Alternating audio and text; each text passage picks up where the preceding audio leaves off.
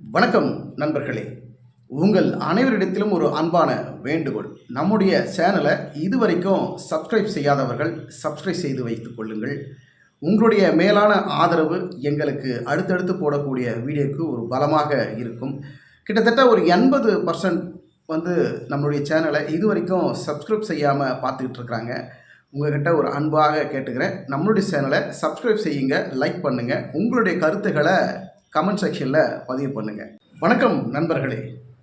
பிளவுபட்ட அதிமுக அப்படிங்கிற ஒரு விமர்சனம் அதிமுக மேலே இருக்குது. 2 கோடி தொண்டர்களை வைத்திருக்கக்கூடிய ஒரு மாபெரும் இயக்கம் ஏன் நாடாளுமன்ற தேர்தலில் படுதோல்வி அடைந்தது? அப்போ 2 கோடி தொண்டர்களுடைய ஓட்டு அதிமுகவுக்கு போட மனம் இல்லையா? அடிப்படை உறுப்பினர் கார்டு, அதாவது அதிமுகவினுடைய அடிப்படை உறுப்பினர் கார்டு அதிகாரமாக வைத்திருக்கக்கூடியவர்கள் அதிமுகவுக்கு ஓட்டு போடலையா? ஏன் தோல்வியை தழுவினார்கள்? எடப்பாடி பழனிசாமியை நம்பவில்லையா? ஏன் இவர்களுடைய ஓட்டு சரிவு நிலைக்கும் தோல்வி முகத்துக்கும் சந்தித்ததற்கு காரணம் எடப்பாடி பழனிசாமியா ஓ பன்னீர்செல்வமா? ஓ பன்னீர்செல்வத்திற்கு மக்கள் ஆதரவு இருக்கா இல்லையா? எடப்பாடி பழனிசாமியை மக்கள் ஆதரிக்கிறார்களா? தொண்டர்கள் அவர்களை விரும்புகிறார்களா? அவருடைய தலைமையை ஏற்கிறார்களா? எடப்பாடி பழனிசாமியினுடைய பொதுச் செயலாளர் பதவி மற்றவர்களுக்கு பிடிக்கவில்லையா? என்ன நடக்கிறது அதிமுகவில்? இந்த ஒற்றுமை இல்லை. அதிமுக பிளவுபட்ட அதிமுகவாக இருக்கிறது. 2 அணிகளாக, 3 அணிகளாக, 4 அணிகளாக பிரிந்திருக்கிறாங்க.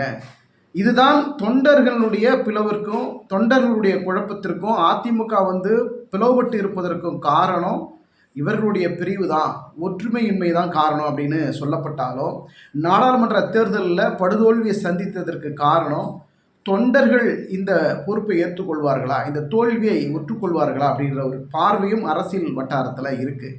காரணம் என்னென்னா, அடிப்படை உறுப்பினர் கார்டு வச்சிட்டு இருக்கக்கூடிய தொண்டர்களே அதிமுகவுக்கு ஓட்டு போட்டாங்களா போடலையாங்கிற கேள்வி தற்போது அதிக அளவில் பேசப்படுது. இவர்களுடைய நிலைப்பாடெல்லாம் அதிமுக மீண்டும் ஆட்சியை பிடிக்கணுங்கிறத குறிக்கோளாக இலக்காக செயல்படுகிறார்களா, அல்லது கட்சியினுடைய அதிகாரத்தை, அதாவது பொதுச் செயலாளருங்கிற அதிகாரத்தை வைத்துக்கொள்ள வேண்டும், நமக்கு வேறு எதுவும் வேணாம் அப்படிங்கிற நிலைப்பாட்டில் எடப்பாடி பழனிசாமி செயல்படுறதுனால தான் அதிமுகனுடைய பின்னடைவுக்கும் சரிவுக்கும் காரணம் அப்படிங்கிற மிகப்பெரிய ஒரு விமர்சனம் அதிமுக மேலே இருக்குது. எடப்பாடி பழனிசாமி மக்கள் மத்தியில், தொண்டர்கள் மத்தியில் பேராதரவு, பெரிய வரவேற்பு இருக்குதா? அவர் ஒரு மாஸ் லீடரா? அதிமுகவை வழிநடத்தக்கூடிய அனைத்து யுக்திகளையும் எடப்பாடி பழனிசாமி சரியாக செயல்படுத்துகிறாரா இல்லையாங்கிற கேள்வி, ஒரு சந்தேகம் தொண்டர்கள் மத்தியில் இப்போ அதிக அளவில் எழுப்பிக்கிட்டு இருக்கு. ஓ பன்னீர்செல்வத்துக்கு ஆதரவு இருக்குது, சசிகலாவுக்கு ஆதரவு இருக்குது, எடப்பாடி பழனிசாமிக்கு ஆதரவு இருக்குதுன்னெல்லாம் விட்டுடுவோம். அடிப்படை தொண்டர்கள் 2 கோடி தொண்டர்கள் அதிமுகவுக்கு இருக்கிறாங்க அப்படின்னா ஏன் தோல்வி தழுவுது? தோல்வி வெற்றிங்கிறது எல்லாருக்கும் சகஜம். ஆனால் படுதோல்விங்கிறது மோசமான சூழல். அதிமுகங்கிறது வளர்ந்து வரும் கட்சி, சாதாரண கட்சி, எளிய கட்சி. அப்படின்னா தோல்விங்கிறது எளிதானது, சாதாரணமானது. ஆனால் ஒரு மாபெரும் இயக்கம், புரட்சித் தலைவர் இருந்த காலத்திலும் சரி, புரட்சித் தலைவி ஜெயலலிதா அவர்கள் இருந்த காலத்திலும் மாபெரும் வெற்றி கண்ட இயக்கம். அவர்கள் இருந்த காலகட்டத்தில் கூட தோல்வியை தழுவி இருக்கிறார்கள். ஆனால் இது போன்ற படுதோல்வியை சந்தித்தது மிக மிக குறைவுன்னு தான் பார்க்க முடிகிறது.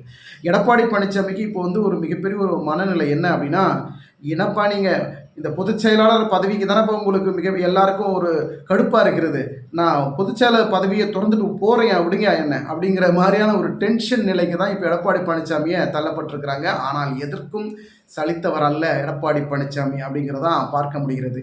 பொதுச் செயலாளருங்கிற பதவியை தக்க வைப்பதற்காக நான் என்ன வேணால் செய்வேன் அப்படின்னு எடப்பாடி பழனிசாமி செயல்படுறாரு. கட்சியை ஒருங்கிணைப்பதற்காக நான் எவ்வளோ பெரிய தியாகம்னா செய்ய தயாராக இருக்கிறேன் அப்படின்னு ஓ பன்னீர்செல்வம் செயல்படுறாரு. கட்சி ஒருங்கிணைக்கிறதுல நான் தீவிரம் காட்டுறேன் அப்படின்னு சொல்லிட்டு 2வது முறையாக சுற்றுப்பயணத்தில் மேற்கொள்ள தயாராக இருக்கக்கூடிய சசிகலா. இப்படி ஒரு மும்முனை போட்டி, 4 முனை போட்டி, இது போட்டி கிடையாது, பிரச்சனை. அதிமுகவுக்குள்ள பிரச்சனை, உட்கட்சி பூசல். இன்னைக்கு வெவ்வேறு அணிகள் பிரிவதற்கு வாய்ப்பு இருக்குது அப்படின்னு சொல்லப்படுறாங்க. எடப்பாடி பழனிசாமியினுடைய அரசியல் வியூகங்கள் 2026 சட்டமன்ற தேர்தலை நோக்கி இருக்கிறதா, இல்லை கட்சியினுடைய பொதுச் செயலாளருங்கிற பிரச்சனையை மையப்படுத்தியே உள்கட்சி பூசல் நடக்கிறதாங்கிறதா மிகப்பெரிய கேள்வி, மிகப்பெரிய ட்விஸ்ட் இப்போ அதிமுகவில். அதுதான் அதிகமாக பேசப்படுது.